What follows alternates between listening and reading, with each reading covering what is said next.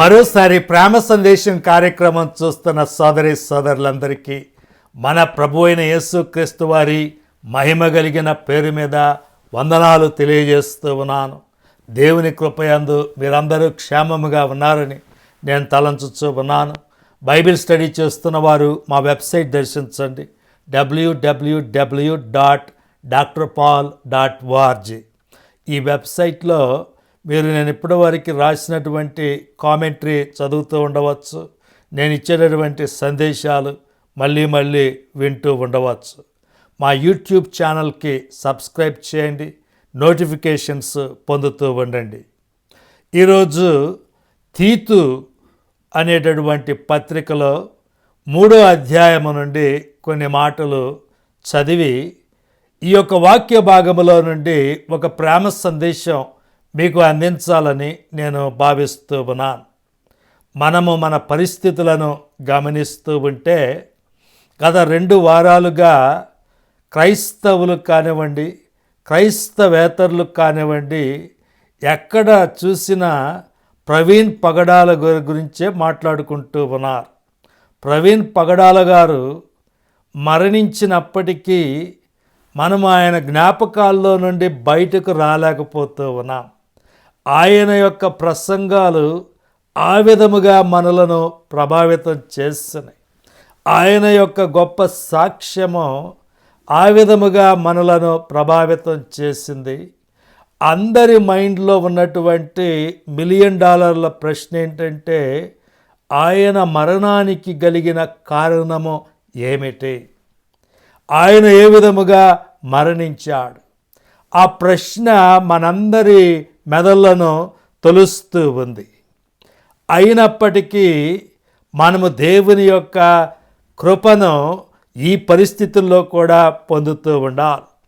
వార్తా ఛానల్స్ నేను చూస్తూ ఉంటే TV5లో మూర్తి గారు అంటూ ఉన్నాడు, క్రైస్తవులు బైబిల్ చదవటం లేదా, బైబిల్ ప్రకారము మీరు నడుచుకోరా అని ఆయన ప్రశ్నిస్తూ ఉన్నాడు. ఆ ప్రశ్నలు మంచిదే. బైబిల్ ప్రకారము మనము నడుచుకుంటున్నామా లేదా అన్నది ప్రతివారు ప్రశ్నించుకుంటూ ఉండాలి. ఈ తీతు పత్రికలో అపోస్తలుడైన పౌలు గారు రాస్తూ ఉంది అదే. 3వ అధ్యాయంలో మీరు చూడండి, అధిపతులకును అధికారులకును లోబడి విధేయులుగా ఉండవలెననియు, ప్రతి సత్కార్యము చేయుటకు సిద్ధపడి ఉండవలెననియు, మనుషులందరి ఎడల సంపూర్ణమైన సాత్వికమును కనుపరుచుచు, ఎవరిని దూషింపక జగడమాడని వారును శాంతులునై ఉండవలెననియు వారికి జ్ఞాపకము చేయము. ఎందుకనగా మనము కూడా మునుపు అవివేకులమును అవిధేయులమును మోసపోయిన వారమును నానా విధములైన దురాశలకును భోగములకును దాసులమునై ఉండి దుష్టత్వమునందును అసూయందును కాలము గడుపుచు అసహ్యులమై ఒకనినొకడు ద్వేషించుచు ఉంటిమి గాని, మన రక్షకుడైన దేవుని యొక్క దయయు మానవుల ఎడల ఆయనకున్న ప్రేమయు ప్రత్యక్షమైనప్పుడు మనము నీతిని అనుసరించి చేసిన క్రియల మూలముగా కాక తన కనికరము చొప్పుననే పునర్జన్మ సంబంధమైన స్నానము ద్వారాను పరిశుద్ధాత్మ మనకు నూతన స్వభావము కలుగజేయుట ద్వారాను మనలను రక్షించెను. ఇక్కడ అపోస్తలుడైన పౌలు గారు క్రైస్తవులు ఏ విధముగా జీవించాలి అనేటటువంటి గొప్ప అంశాన్ని మన ముందు ఉంచుతూ ఉన్నాడు. మొట్టమొదటిగా ఆయన ఏమని చెబుతూ ఉన్నాడంటే, అధిపతులకు అధికారులకు మనము లోబడి విధేయులుగా ఉండాలి. అపోస్తలుడైన పౌలు గారు ఆయన అధికారులకు అధిపతులకు రాజ్యాధినేతలకు ఆయన లోబడి ఉన్నాడు. ప్రభు అయిన యేసుక్రీస్తు జీవితాన్ని కూడా మీరు గమనిస్తే ఆయన లోబడి ఉన్నాడు. అన్యాయం జరిగినా ఆయన న్యాయముగా తీర్పు తీర్చే దేవునికి తను తాను అప్పగించుకున్నాడు. ఆయనను ఏమన్నారు? ఈయన కైసరుకు పన్ను ఇవ్వద్దని చెప్తున్నాడు అని దుష్ప్రచారం చేయటం జరిగింది. యేసుక్రీస్తు ప్రభువు ఏనాడు కూడా పన్ను చెల్లించొద్దని చెప్పలేదు. ఆయన ఒక నాణెం తీసుకొని, ఈ నాణెం మీద కైసరు బొమ్మ ఉంది కదా, అంటే రోమన్ చక్రవర్తి సీజర్ బొమ్మ ఉంది, కైసరుకి ఇవ్వండి, దేవునికి ఇవ్వండి అని చెప్పాడు. అంటే పన్నులు కడుతూనే ఉండండి, ప్రభుత్వం పన్నులు వేస్తే పన్నులు కట్టండి, దేవునికి ఇచ్చే కానుకలు దేవునికి ఇవ్వండి, దేవునికి ఇవ్వాల్సినవి దేవునికి ఇవ్వాలి, రాజ్యానికి ఇవ్వాల్సినవి రాజ్యానికి ఇవ్వాలి అని యేసుక్రీస్తు ప్రభువు చక్కగా బోధించాడు. ప్రభుత్వాధినేతలకు లొంగి ఉండండి అని ఆయన వారికి బోధించాడు. అయితే ఆయన మీద నేరస్థాపన చేసిన వారు, అబద్ధ సాక్షులు ఏమని చెప్పారు?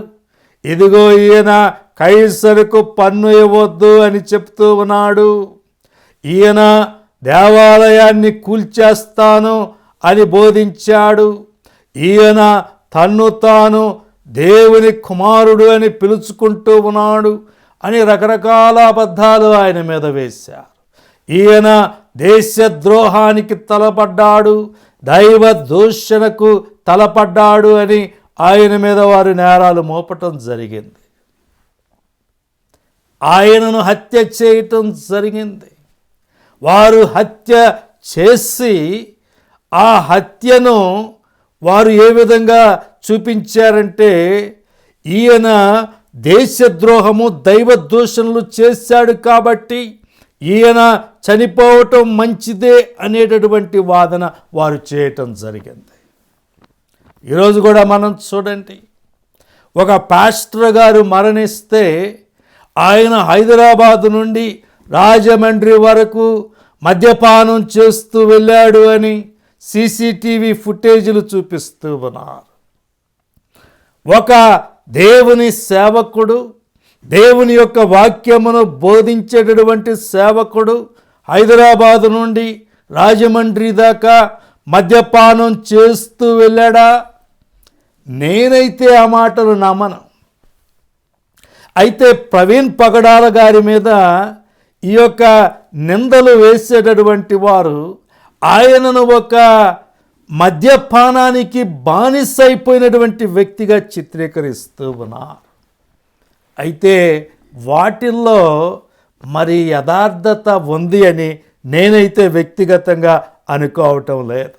పోస్ట్ మార్టం చేసి ఆయన రక్తములో ఆల్కహాల్ లెవెల్ ఎంత ఉంది అని తెలుసుకుంటే ఈ యొక్క సమస్యకు పరిష్కారము చాలా ఈజీగా దొరుకుతుంది.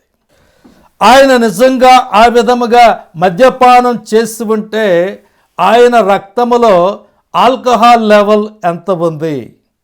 ఆ ప్రశ్నకు గనక సమాధానం చెబితే ఈ గందరగోళం అంతా ఉండదు. యేసు ప్రభు స్పష్టముగా చెప్పాడు, రహస్యమైన ప్రతిదీ బయలుపరచబడుతుంది. మనుష్యులు ఎంత ప్రయత్నం చేసినా రహస్యాలు దాచలేరు, దేవుడు వాటిని బయట పెడతాడు. అయితే అప్పటి వరకు క్రైస్తవులు లోబడి ఉండాలి. వారి యొక్క సంభాషణలు ఏ విధంగా ఉండాలి?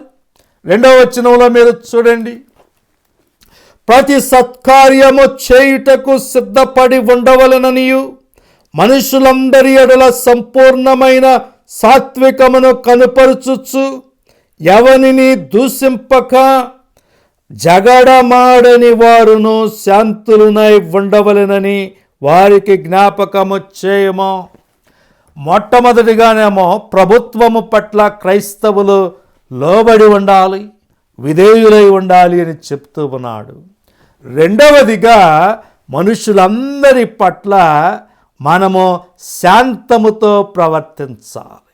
మనుషులందరి పట్ల సంపూర్ణమైన సాత్వికమును కనపరచండి అంటూ ఉన్నాడు. ఎవరిని దూషింపక. ఈరోజున చాలామంది దూషణలు చేస్తూ ఉన్నారు. ఈ బైబిల్ నేను పక్కన పెడితే నరికేస్తాను, చంపేస్తాను, ఓచకోత కోస్తాను అని బెదిరిస్తూ ఉన్నారు. అది చాలా తప్పు. ఎందుకంటే ఈ సమయంలో అందరూ క్రైస్తవ సమాజాన్ని చాలా క్షుణ్ణముగా పరిశీలిస్తున్న ఈ సమయంలోనే క్రైస్తవులందరూ యేసుక్రీస్తు ప్రభువు వలె ప్రవర్తించాలి. యేసుక్రీస్తు ప్రభువు ఆయనను హింసిస్తున్న వారిని కూడా క్షమించాడు. తండ్రి, వీరేమి చేయుచున్నారో వీరెరుగరు గనుక వీరిని క్షమించు అని అడిగాడు. వారేం చేస్తా ఉన్నారో వారికి తెలియదు కాబట్టి వారిని క్షమించునాయనా అని ప్రార్థన చేశాడు. ఈరోజున మనం కూడా మనలను హింసించే వారి కోసము అదే విధముగా ప్రార్థన చేయాలి. మొట్టమొదటి క్రైస్తవ హతసాక్షి స్టెఫెను గారిని చూడండి. స్టెఫెను గారిని వారు ఎంతో విమర్శించారు. ఆయన గొప్ప దేవుని జ్ఞానాన్ని ప్రదర్శించాడు. ప్రవీణ్ పగడాల గారి లాగానే ఆయన కూడా ఎంతో గొప్ప జ్ఞానముతో బైబిల్ను వారికి చూపించాడు. అయితే వారు దాన్ని తట్టుకోలేక ఆయన మీద నిందలు వేసి ఆయనను యెరూషలేము బయటకు తీసుకొని వెళ్ళి రాళ్ళు కొట్టి చంపారు.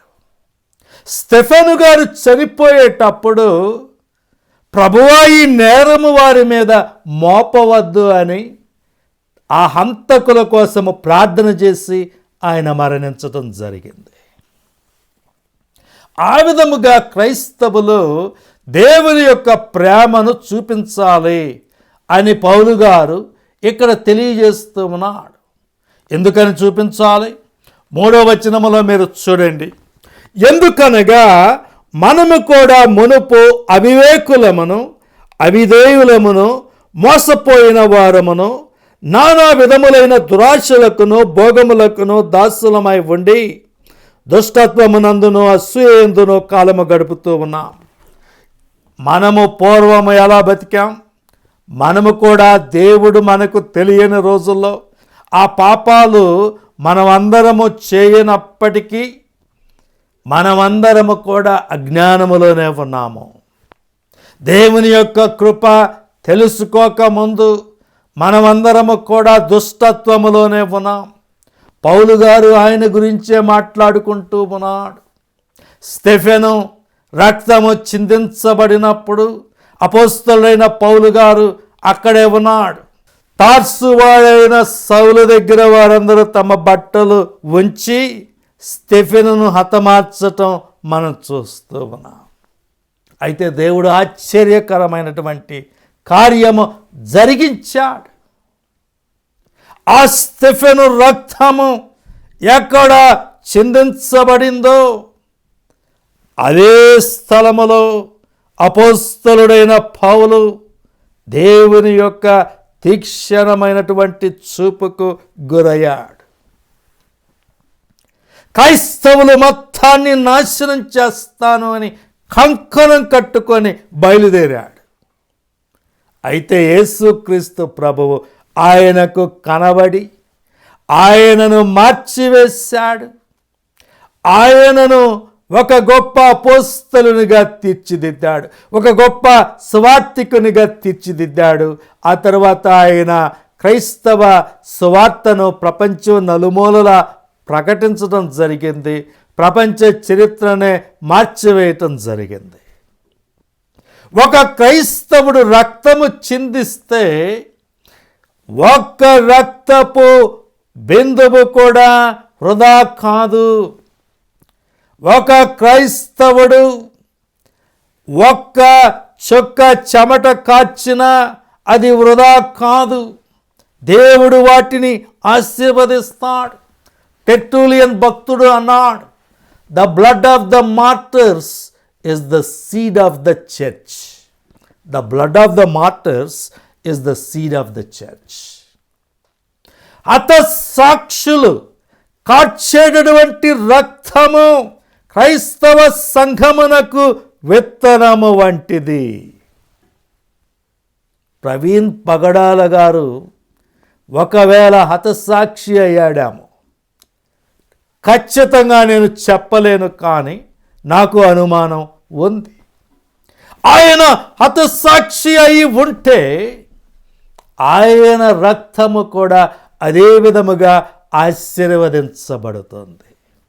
మనుష్యులు దుష్టత్వముతో యేసుక్రీస్తు ప్రభు రక్తమును చిందించినప్పుడు దేవుడు అదే రక్తమును ఆశీర్వదించి మనందరి యొక్క పాపముల నుండి మనలను విమోచించలేదా? మనుష్యులు స్టెఫెను యొక్క రక్తమును చిందించినప్పుడు దేవుడు అదే రక్తమును ఆశీర్వదించి అపోస్తలుడైన పౌలు గారిని రక్షించలేదా? ప్రవీణ్ పగడాల గారు కానివ్వండి, మరొక క్రైస్తవుడు కానివ్వండి, క్రైస్తవురాలు కానివ్వండి, వారి రక్తమును యేసుక్రీస్తు కొరకు చిందించి ఉంటే దేవుడు ఆ రక్తమును ఆశీర్వదించి అనేక ఆత్మలు రక్షించబడటానికి ఆ రక్తమును బీజముగా వాడుకుంటాడు. అందుకనే మనం ఎవరిని దూషించకూడదు, దేవుని యొక్క హస్తములకు అప్పగించుకోవాలి. పౌలు గారు అదే చెప్తూ ఉన్నాడు. మునుపు నువ్వు ఏ స్థితిలో ఉన్నావు? నీవు అవివేకములో ఉన్నావు, అజ్ఞానములో ఉన్నావు, అంధకారములో ఉన్నావు. అలాంటి నిన్ను యేసుక్రీస్తు ప్రభువు తన రక్తము చేత విమోచించి రక్షించి దేవుని వెలుగును నీ మీద ప్రకాశింపజేశాడు. కాబట్టి దేవుని కృపను జ్ఞాపకం చేసుకో అంటూ ఉన్నాడు. ఆ తర్వాత రక్షణ అనేది ఏమిటి అనేది కూడా స్పష్టంగా ఆయన ఇక్కడ రాశాడు. మీరు చూడండి, 4వ వచనం నుండి మనం చదువుదాం. మన రక్షకుడైన దేవుని యొక్క దయయు మానవుల ఎడల ఆయనకున్న ప్రేమయు ప్రత్యక్షమైనప్పుడు మనము నీతిని అనుసరించి చేసిన క్రియల మూలముగా కాక తన కనికరము చొప్పుననే పునర్జన్మ సంబంధమైన స్నానము ద్వారాను పరిశుద్ధాత్మ మనకు నూతన స్వభావము కలుగజేయుట ద్వారాను మనలను రక్షించెను. రక్షణ పొందటం అంటే ఏమిటి? రక్షణలో ఏ ఏ భాగాలు ఉన్నాయి అని మనకు ఆ ప్రశ్న వస్తూనే ఉంటుంది. ఈ 2 వచనాలు చదవండి చాలు. ఆ ప్రశ్నకు చక్కటి సమాధానము ఇక్కడ ఇవ్వబడింది. రక్షణ ఎలా మొదలయ్యింది? మన రక్షకుడైన దేవుని యొక్క దయయు. దేవుని యొక్క దయ మనలను రక్షించింది. దేవుడు మనల పట్ల దయ చూపించటం వల్లే మనము రక్షించబడ్డాం. మానవులు పాపము చేసి దేవుని శాపమునకు గురై నరకానికి వెళ్ళిపోతూ ఉన్నారు. అయ్యో, వారు ఆ విధముగా నశించకూడదు అని దేవుడు మన ఎడల దయ చూపించాడు. ఆ తర్వాత మానవుల ఎడల ఆయనకున్న ప్రేమ ప్రత్యక్షమైనప్పుడు దేవునికి మన పట్ల ఉన్న ప్రేమ ప్రత్యక్షమైంది. ప్రేమ వ్యక్తీకరించబడింది. ప్రేమ శరీర రూపము ధరించింది. అది ఎవరంటే ప్రభు అయిన యేసుక్రీస్తే. దేవుని యొక్క కృప, దేవుని యొక్క కరుణ, దేవుని యొక్క ప్రేమ మానవ రూపము పొందినది ఎవరిలో? ప్రభు అయిన యేసుక్రీస్తులో మాత్రమే. దాని వలన మనము రక్షించబడ్డాం. మనము క్రియల వల్ల కాదు, దేవుని కనికరము చొప్పున పునర్జన్మ సంబంధమైన స్నానము ద్వారా రక్షించబడ్డాం. ఇక్కడ పునర్జన్మ అంటే ఇది మళ్ళీ జన్మించటం కాదు, ఇది శరీర సంబంధమైన పునర్జన్మ కాదు, ఇది ఆత్మ సంబంధమైన పునర్జన్మ. ఇది దేవుని యొక్క ఉచితమైన కృప. కర్మ సిద్ధాంతములో ఇవి మనకు దొరకవు. ఒక వ్యక్తి వెళ్ళి నదిలో స్నానము చేస్తూ ఉన్నాడంట.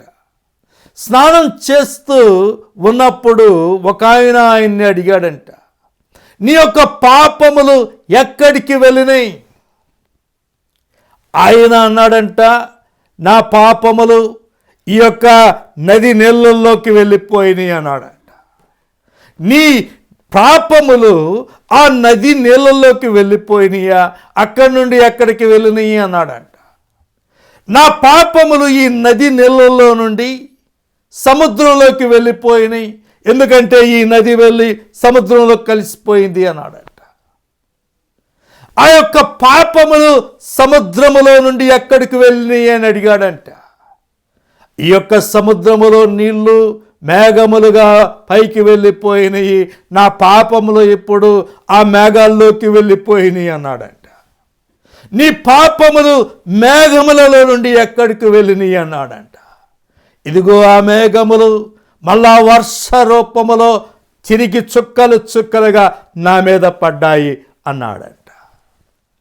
చూసారా, కర్మ సిద్ధాంతములో ఒక సైకిల్ లాగా మన పాపాలు తిరిగి మన మీదకే మన కర్మ రూపంలో మన దగ్గరికి వస్తూ ఉంటాయి.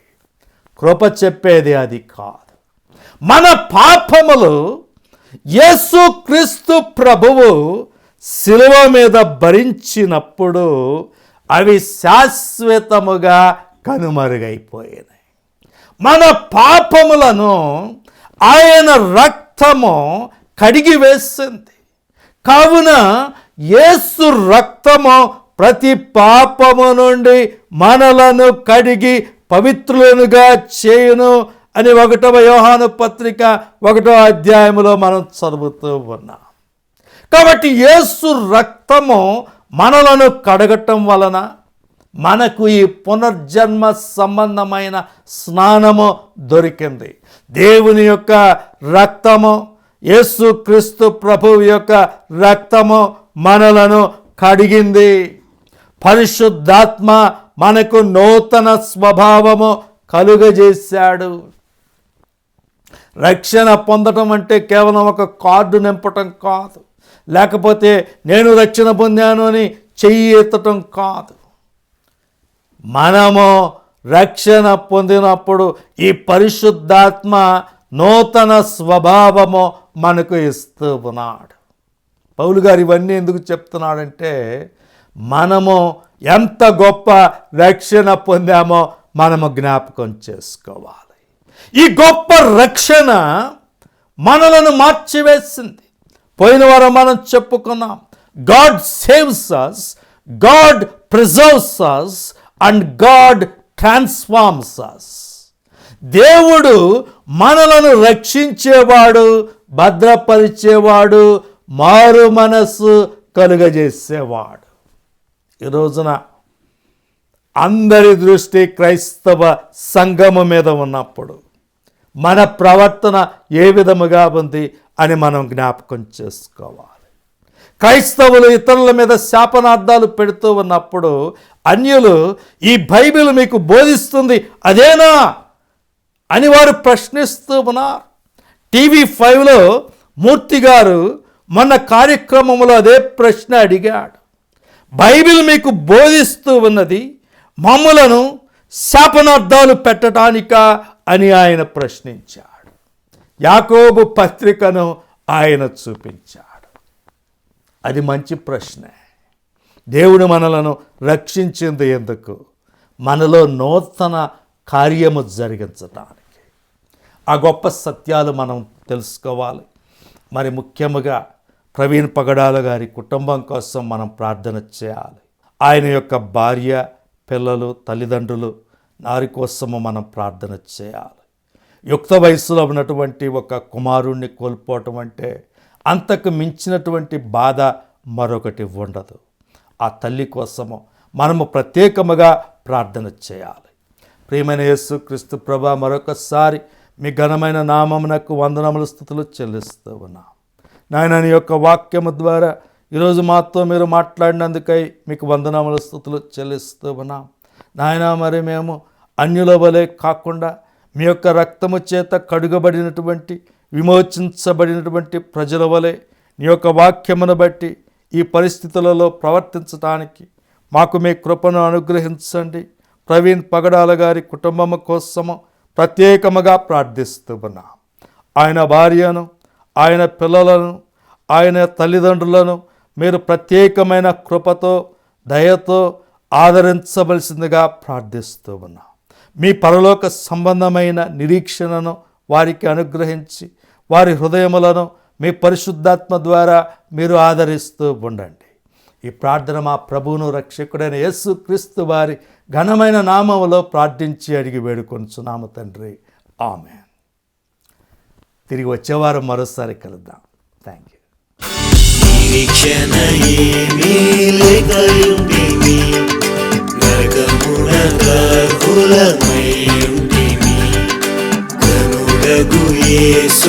యేసునంగీకరింపగా నన్ను విమోచించెను. నష్టమునంతటిని మరలా మా యేసునిలో అర్జించితిని. ఎల్లప్పుడూ జీవితమంతయు హల్లెలూయా పాడెదము. ఎల్లప్పుడూ జీవితమంతయు హల్లెలూయా పాడెదము. పాపము వలె ఎంతో నష్టపోతిమి, ప్రభులో సకలము సంపాదించితిమి. శాపమునందు చుట్టబడితిమి, సర్వముందేదము మరలా. నష్టమునంతటిని మరలా మా యేసునిలో అర్జించితిమి. ఎల్లప్పుడూ జీవితమంతయు హల్లెలూయా పాడెదము. ఎల్లప్పుడూ జీవితమంతయు హల్లెలూయా పాడెదము. ఎల్లప్పుడూ జీవితమంతయు హల్లెలూయా పాడెదము. ఎల్లప్పుడూ జీవితమంతయు హల్లెలూయా